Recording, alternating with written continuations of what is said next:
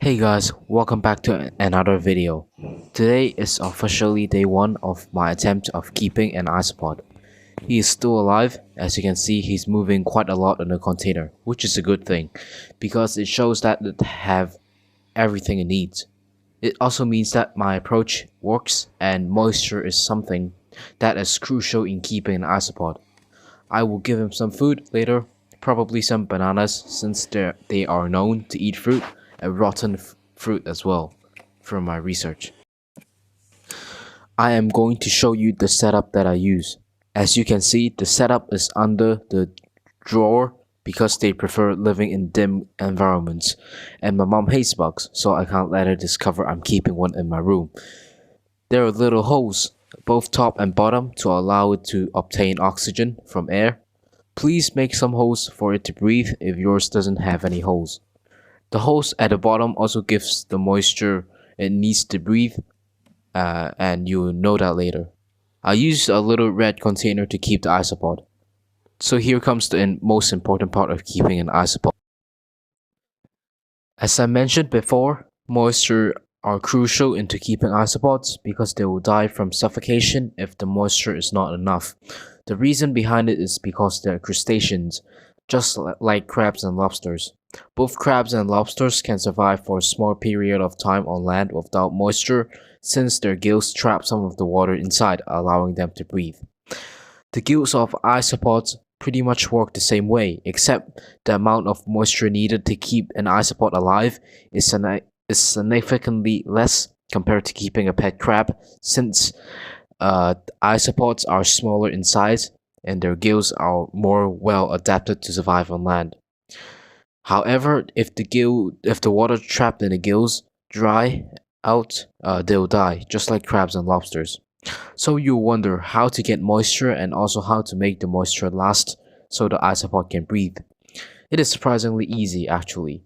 When I wash the container with tap water, it will leave some water droplets on the container. Do not dry those water droplets since this is the moisture that is required to keep an isopod breathing. And just to be safe like me, you can keep a little puddle of water underneath the container. The puddle serves as extra moisture and also allows them to drink the water if they ever really need it. So now I'll show you what I use to feed my isopod. I use fresh bananas. The amount you feed them depends on the number of isopods you have. I only have one, so it doesn't require a large amount. They do eat fruit. I'm going to show you a clip of that later. They also eat rotten fruit and mold, according to various sources, but you wouldn't want to have any rotten fruit or mold in your house to say the least.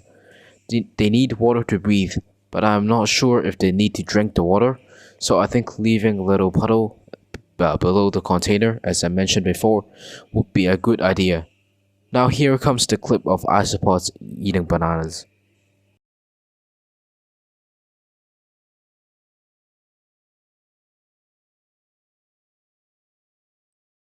You can see the mandibles moving, and it's a time lapse since the original video is 8 minutes long.